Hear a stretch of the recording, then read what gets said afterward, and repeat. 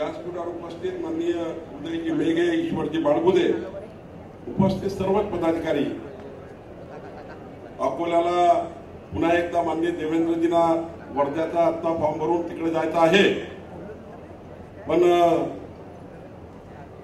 खास करून माननीय रामदास तळसजी यांचा उमेदवारी अर्ज भरण्याकरता आणि आता उमेदवारी अर्ज भरून आमचे सर्व महायुतीचे नेते या ठिकाणी आले आहेत। आपला जिल्हा हा महात्मा गांधींची भूमी आहे आणि महात्मा गांधीजींनी जो संदेश दिला शांतीचा, आपल्या सर्वांनी या वर्धा नगरीचं, आपल्या या जिल्ह्याचं नाव या संपूर्ण महाराष्ट्र देशामध्ये अग्रस्थानी ठेवण्याकरता आपण सर्वांनीच त्या ठिकाणी मुख्य भूमिका निभावली आहे। खरं तर मला रामदासजी तळस यांचं अभिनंदन करायचं आहे। रामदासजी तळस यांनी, मी काल देवेंद्रजी थोडा, रामदासजी तळस यांनी 10 वर्षात काय काय केलं, लोकसभेमध्ये मोदींच्या नेतृत्वातल्या सरकारमध्ये रामदासजींनी काय काय केलं, काय काय विकासाची भूमिका देशाच्या संसदेमध्ये मांडली, कुठल्या कुठल्या विकासाच्या मुद्द्यावर रामदासजींनी केंद्राच्या सरकारमध्ये फॉलोअप केला, तर मला अभिमान वाटतो की 1035 प्रश्न रामदासजींनी मागच्या 10 वर्षामध्ये वर्धा लोकसभेचे त्या ठिकाणी मांडले। त्याची मी काल प्रिंट घेतली आहे। मलाही वाटलं नव्हतं की रामदासजी एवढे संयमी आहेत।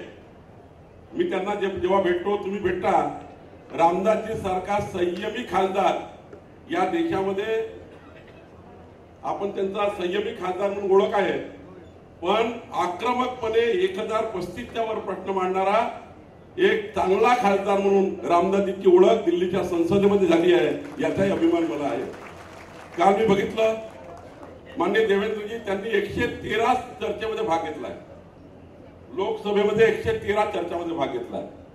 113 चर्चा, देशाच्या अनेक विकासाच्या चर्चा, विदर्भाच्या विकासाच्या चर्चा, महाराष्ट्राच्या विकासाच्या चर्चा आणि मोर्शी वरुड पासून तर वर्ध्यापर्यंत आपल्या सर्व लोकसभेच्या विकासाच्या चर्चा। आणि एवढंच नाही, मोदीच्या केंद्र सरकारकडनं मागच्या 10 वर्षामध्ये गरीब कल्याण, मध्यमवर्गीय कल्याणाच्या साऱ्या योजना रामदासजींनी राबवल्या। आयुष्यमान भारतचं कार्ड घरोघरी पोहोचलं पाहिजे याकरता काम केलं। आमच्या व्यासपीठाचे सर्व नेते घरोघरी आयुष्यमान कार्ड पाठवत होते आणि सोबतच लोकांना, गरीब माणसाला अन्न भेटलं पाहिजे याकरताही रामदासजींनी मोठ्या प्रमाणावर गरीब माणसाकरता काम केलं। परवा तर माननीय मोदीजींनी जाहीर केलं की 2029 पर्यंत या देशातल्या 80 कोटी लोकांना गरीब कल्याणाच्या माध्यमातून, रेशनच्या माध्यमातून जे अन्न मिळणार आहे, वर्धा लोकसभेच्याही सर्व गरीब माणसांना 2029 पर्यंत गरीब लोकांना अन्न देण्याची योजना मोदीजींनी केली आणि रामदासजींनी ठरवलं आहे की या सर्व योजनेचा लाभ आपल्या गरीब लोकांना मिळाला पाहिजे, रेशनच्या दुकानात अन्न मिळालं पाहिजे। मी माननीय देवेंद्रजी या ठिकाणी आभार मानतो। विदर्भाचा सुपुत्र, महाराष्ट्राचे मुख्यमंत्री म्हणून, आज उपमुख्यमंत्री म्हणून आपण जर विचार केला तर देवेंद्रजी, जेव्हा जेव्हा तुम्ही वर्ध्यामध्ये आले आहे, विकासाचं राजकारण करूनच तुम्ही वर्धा लोकसभेत काम केलं आहे। आज बघा, समृद्धी महामार्गाचे जनक देवेंद्रजी आहेत, शक्तीपीठ महामार्गाचे जनक देवेंद्रजी आहे, मुख्यमंत्री ग्राम सडक योजनेचे जनक देवेंद्रजी आहे, 1 रुपयामध्ये शेतकऱ्याला पीक विमा भेटला पाहिजे याचे जनक देवेंद्रजी आहे, लेख लाडली योजनेच्या माध्यमातून 1 लाख रुपये महिलांना मिळाले पाहिजे याचे जनक देवेंद्रजी आहे। आणि विदर्भाच्या विकासाचा महामेरू म्हणून मी तुम्हाला 100 प्रश्न मांडू शकतो। या विदर्भाला आणि मराठवाड्याला 15 लाख शेतकऱ्याला वीज कनेक्शन देणारे कोण आहे? माननीय देवेंद्र फडणवीसजी आहे। आणि म्हणून देवेंद्रजी करता एकदा जोरात टाळ्या वाजवून आपण त्यांच्या ठिकाणी स्वागत केलं पाहिजे। देवेंद्रजी, आपण विकासाचे महामेरू म्हणून या विदर्भाकरता, नितीनजी आणि तुम्ही या विदर्भाला नेहमीच समोर ठेवला आहे।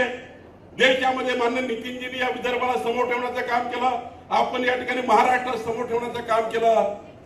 पण काल कुणीतरी आलं आणि पुन्हा राजकारण करून गेलं।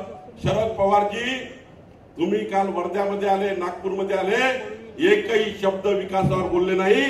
देवेंद्रजी टीका करून गेले, मोदीजी टीका करून गेले। बंधूंनो, जेव्हा विकास सांगता येत नाही जेव्हा विकासाचा रस्ता सांगता येत नाही, जेव्हा तुम्ही केलेलं काम सांगता येत नाही, तर काहीतरी बोलावं म्हणून राजकारण करून जावं लागतं. याबद्दल माननीय देवेंद्रजी बोलतील, मला या ठिकाणी जास्त वेळ नाही आहे. पण आपण सर्वांना 26 तारखेला आपल्या सर्व लोकांना विकासाच्या मोदीजींच्या गॅरंटीवर एक मत देण्याकरता काम करायचं आहे. मी तुम्हाला विनंती करायला आलो आहे. विकसित भारताचा संकल्प मोदीजींनी केलाय, विकासाची गॅरंटी मोदीजींनी घेतलाय, गरीब माणसाला अन्न देण्याची गॅरंटी मोदीजींनी घेतली आहे. वर्धा लोकसभेच्या, मोर्शी लोकसभेच्या या सर्व भागामध्ये समाजाच्या शेवटच्या व्यक्तीचं कल्याण करण्याची गॅरंटी घेतलेली आहे.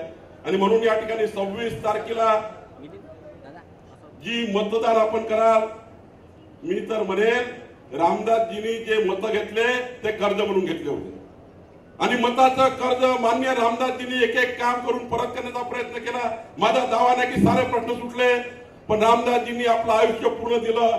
आणि म्हणून मोदीजीच्या नेतृत्वामध्ये मी तुम्हाला विनंती करायला आलो आहे की भारताला जगातला सर्वात श्रेष्ठ देश बनण्याची गॅरंटी मोदीजींनी घेतली आहे. गरीब कल्याणाची गॅरंटी मोदीजींनी घेतली आहे. मध्यम वर्गाच्या कल्याणाची गॅरंटी मोदीजींनी घेतली आहे. युवकांना रोजगार देण्याची गॅरंटी मोदीजींनी घेतली आहे. स्त्री शक्तीला सन्मान करण्याची गॅरंटी मोदीजींनी घेतली आहे. आणि तुम्हाला हे माहित आहे, केवळ मोदीजी आणि मोदीजी विकासाची गॅरंटी घेऊ शकतात. हे तुम्हाला मान्य आहे की नाही मान्य आहे? जरा जोरात वर का हात करून सांगा, विकासाची गॅरंटी कोण घेऊ शकतं? विकासाची गॅरंटी कोण घेऊ शकतं? विकसित भारताची गॅरंटी कोण घेऊ शकतं? विकासाचा संकल्प करणारे कोण? जर जोरात ते मागचे जरा आपले सर्व जरा एवढा मोठ्या प्रमाणात महिला आत्महत्या करताय, मागचे विकासाचा संकल्प करणारे कोण आहे? पारदर्शक व्यवस्थेचा प्रयत्न कोणी केला? भ्रष्टाचार मुक्त शासन कोणी दिलं? जगासमोर भारताची भूमिका कोणी मांडली? जनतेचा सन्मान कोणी केला? जनतेचा विश्वास कोणी संपादन केला?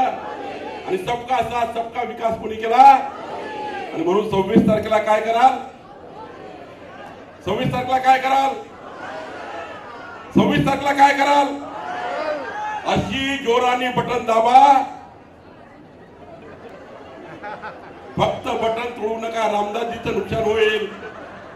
एवढ्या जोराने बटन दाबा की काल जे लोक या ठिकाणी ठोकणार आले होते त्यांना 440 व्होल्टचा करंट लागला पाहिजे.